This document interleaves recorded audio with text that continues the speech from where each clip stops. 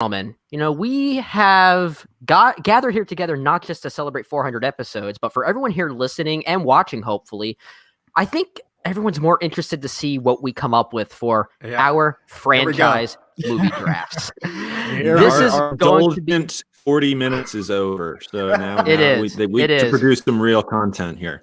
So no longer talking about ourselves anymore. Before we get into the draft order and the actual draft itself, a few criteria just up front here, because we've gone back and forth quite a bit as far as our text chains and whatever, as far as what should qualify as a quote-unquote franchise. And there's been a lot of debate. There's probably still going to be some debate as we continue this conversation. It's not all set in stone. And feel free to jump in, guys, as far as how we want to define this. But the general idea is, if it all resolves in or involves itself in the exact same universe, same story, same set of characters, we're basically counting it as a singular pick, even if that trilogy maybe has a subsequent trilogy, maybe a prequel trilogy, for instance, without naming any specifics. If it's all part of the same story, it's one inclusion of a franchise. And that's basically what we're working on here. Yeah. So, for example, all of the MCU, that's going to be one pick. That's one franchise. Where there's distinction is something like the Spider-Man films, right? Like Sam Raimi's Spider-Man films are its own thing. When you compare it to something for now. For now, where Andrew Garfield's films are their own thing. That is separate from the MCU. Or you look at Nolan's Batman films compared to the 90s. Those are very clearly defined different stories. So we are separating them out. So that's more or less kind of where we're at in terms of criteria. Yep. That is the plan there. Ryan and Jay, any thoughts on that before we get into our actual competition? My only thought is that I know, despite all of the conversations we've had, there are going to be several arguments over the qualifications of various franchises. I feel like we kind of did that deliberately, because having a discussion like that where we argue just a little bit, that might be pretty fun. It could be. Yep, exactly. No, that's very true. Or it could just be us arguing the whole time. We'll see. Maybe. We'll see.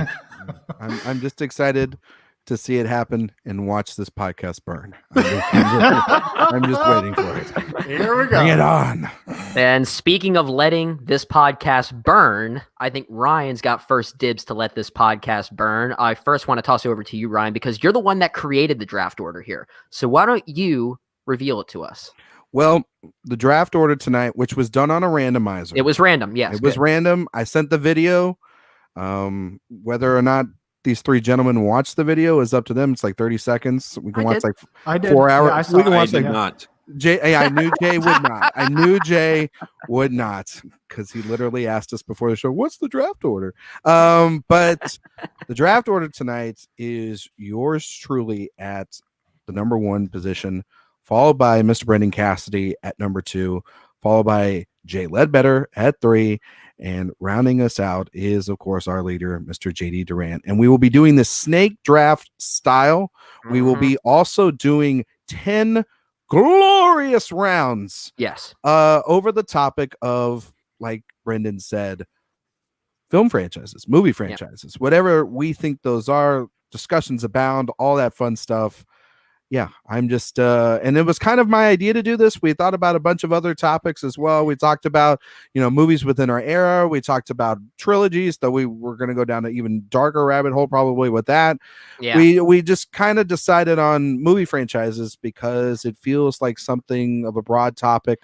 Obviously, we did our director draft a while back, and we got a lot of great feedback on that. But to do a film franchise, it's something for me and Jay to talk about a little bit more here tonight, because of the fact that we are an extra film. We don't talk about a lot of film franchises, and there are some that Jay and I do like, and there are some, of course, that we probably don't and that we won't pick. But we're all here to pick some things that we define, and this is a callback to our text threads, as fun, because we like to see fun on the big screen, right, JD? Yeah, exactly. We appreciate. I don't know why that was pointedly directed at JD. No reason at all why I went to JD over there at all. Just Just pointing out that we like to have fun and we like to go to the movies for fun. Just pointing that out. We like to have fun. There's all forms of entertainment we can love and appreciate for their own reasons. And honestly, what's fun about franchises is that some franchises actually satisfy that entertainment itch in different ways. Some are a bit more artful. We may talk about some of them. Some are going for that sense of fun that we also may talk about. And that's what makes it very exciting, honestly, especially when we get to the tail end of this, where we're going to maybe find ourselves like scouring for something. And that's what's going to be fun with 10 picks each. And I cannot wait to see that competition unfold. And I think our listeners are as well, which means we should get started. Ryan, you're first in line. Why don't you pick our first franchise, and we're going to go from there.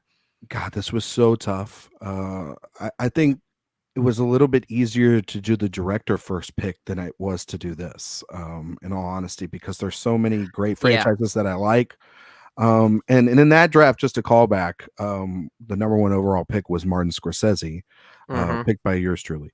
And so I sat here and I just thought about it, and I just thought about the franchise that I love so much and that I've loved since I was a kid. And I think so many people love it for so many reasons, whether they want to argue about it or not on Twitter. And I'm going to pick Star Wars. Star Wars. Look, it's the one that started all of this.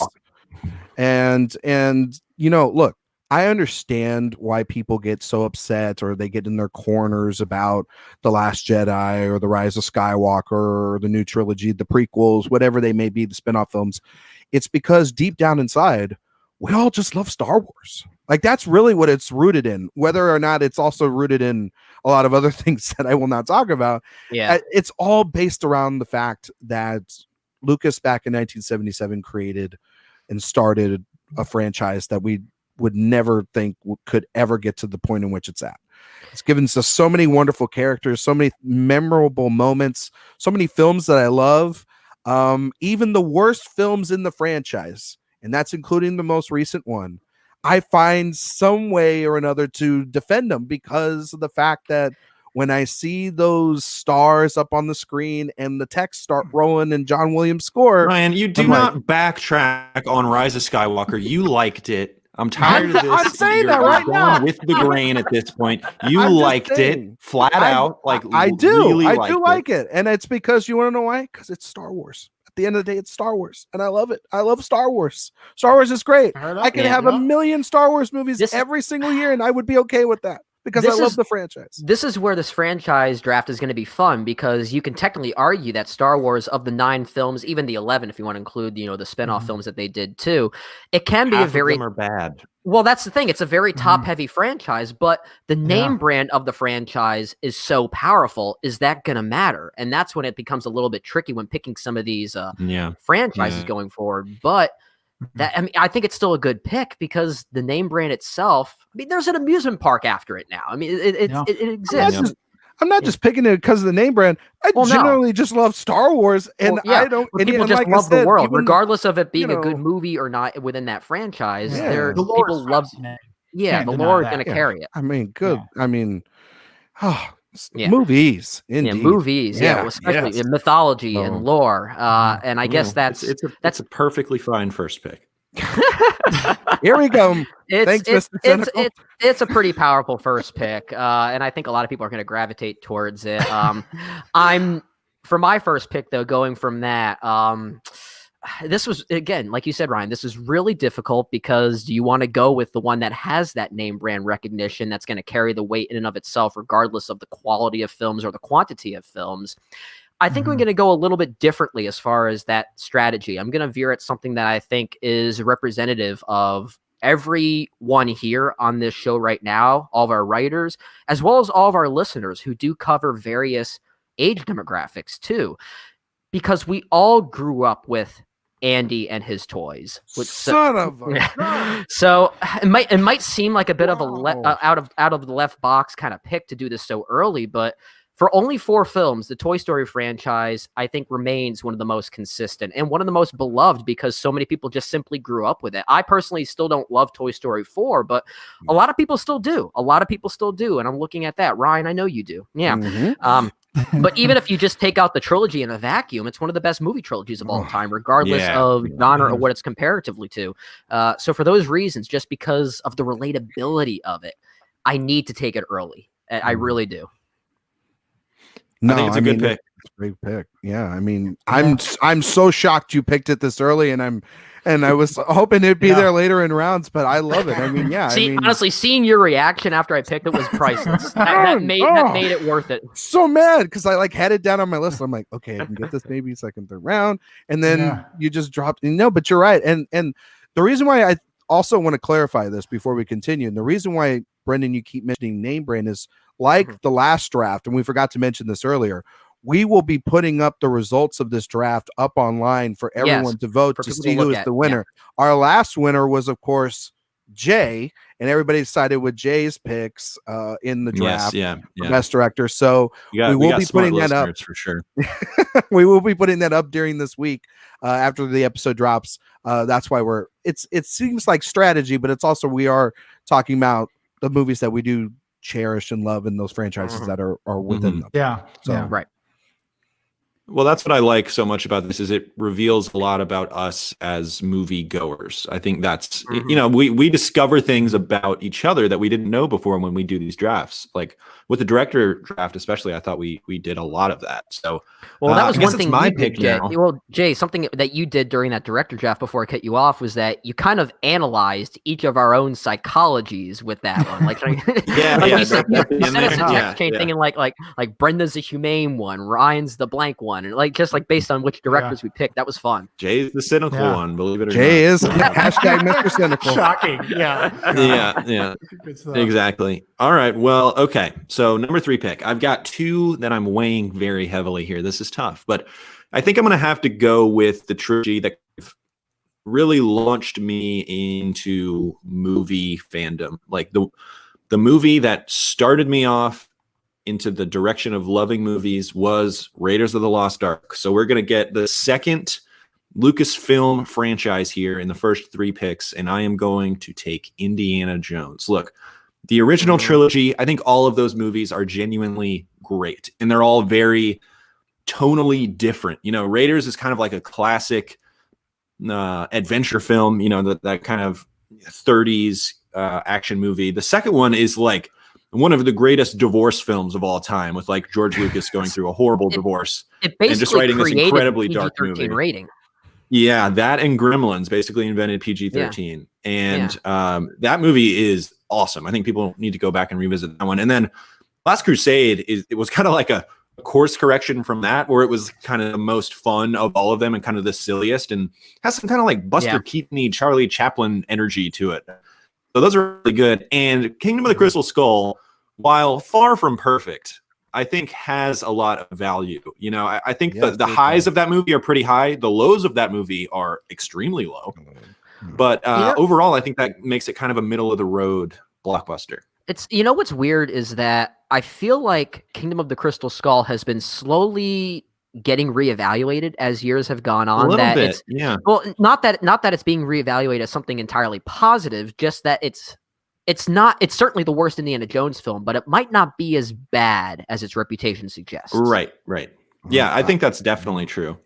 Yeah. I actually like Kingdom of the Crystal Skull because I've rewatched it recently, and it was on TV, and I was just like, yeah, I'll give it a shot. And I rewatched it, and I actually really enjoyed it. And I think outside of the vacuum of expectations of the time and everything, it's actually really good. I know they're going to do the new one soon, whenever the heck we're going to get that with James Mangold. I'm just going to say this, I want Shia back. I don't care. I want, especially with who he is now. Yeah, bring Shia back now. Yeah, the great actor he is now. Hell yeah, bring him back. And actually, what kind of tattoos can they get him to get all over his body for this movie? If he was willing to get a full body tattoo for the tax collector, who knows what he'll do for Indiana Jones at this point? Yeah. You'll put mutt right on his head. You know what I mean? So, but no, this is a non-surprising pick for Jay. I know how much he loves Indiana Jones. Yeah. He and I share the passion of this. About and, 8 feet that way, I have an Indiana Jones poster, but I exactly. decided to go with this wall today. Yes. And great pick, Jay. Yeah. Love that pick as well. Some really great picks all around. Before I get to my first one, though, I want to read, I kind of chuckled. I just saw the comment, but Brian Suspielis, our own, who writes gloriously for the website, he wrote, I've met Brandy and Sam, and JD only refers to her as the boss. That was his and it's so true, because every time he texts me about like wanting to meet up when he's down here in Miami, I always say, okay, yeah, let me ask the boss. And if she says yes, I'll be there. It's crazy that you asked Bruce Springsteen to go out and meet Brian. But that's, that's you, man. If she's lumped in the same sentence as that man, I think that's a compliment. Yeah, no, she is the boss. Yeah.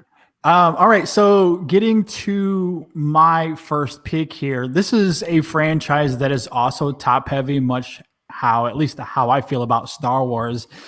But I know where he's going with this. That first trilogy is so great. I'm going with The Lord of the Rings here for my first pick in round one. And I like the first Hobbit okay. I don't think it's completely horrible. The latter two films, not good. I would say the first Hobbit is actually a decent movie. I'd say it's easily my favorite of those three Hobbit films. Yes, Sam, absolutely. But those first three Lord of the Rings films are so grand, and the epic scale of them is wonderful. The characterization, the music, I mean, the costuming, the production design, all of it is so wonderful. In fact, as we move into 2003 for our next retrospective, we're going to finally get to talk about one of them. And most likely we'll do a movie series on that trilogy next year sometime. And I look forward to getting into that big time. I haven't seen the films in a few years, but each time I watch them, it just reinvigorates my love for that world and those three films. And for me, it's right up there as far as the best trilogies I've ever seen. I love them. It's barely even a trilogy because everything is just so singular with them. And that's not. I'm not trying to argue against you. It's just a great. It's basically one movie in three parts. It's like a 10 or maybe 12 or 13 hour movie, depending on which versions you watch. But the fact that it's so singular is what makes it arguably the most consistent trilogy of all time. Maybe debatable if you want to call it the greatest trilogy, but the most consistent, I would say.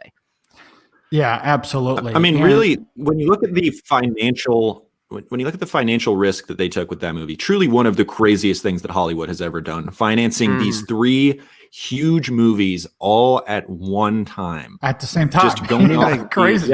Yeah, and they filmed all of them back to back, which is part of why they do feel so of a piece. And I'll be honest, it's a franchise I don't personally love as of now. I'm going to revisit them sometime in the future. I made the plan to do that at the beginning of the year. Now that they've come out with these 4Ks that are be coming out in December, that might be the time for me to revisit. So I want those 4Ks, but it's certainly a great pick, and I know a lot of people love that franchise. Well, you're right with that it being such a gamble, because look at Peter Jackson's history as a filmmaker before Lord of the Rings. Really, the only thing that might be comparable is something like Heavenly Creatures or something like that. But before that, what was there? Dead Alive, The Frighteners. Yeah, he was kind of like a schlock guy. Yeah, certainly did nothing like that. He was a poor man Sam Raimi, basically. Yeah, pretty much. I mean, yeah. I mean, JD, it's a great pick. I mean, I even have somewhat of a soft spot for the Hobbit films because I saw them with a lot of my college friends, and we watched Lord of the Rings, the extended editions, constantly because they were like one of the only movies we could actually all agree on to watch at times. Yeah. And I mean, when they re-released them in the theaters, the extended editions, me and my wife, we went and saw them, they did one every week, and we made that a sort of event or a date night.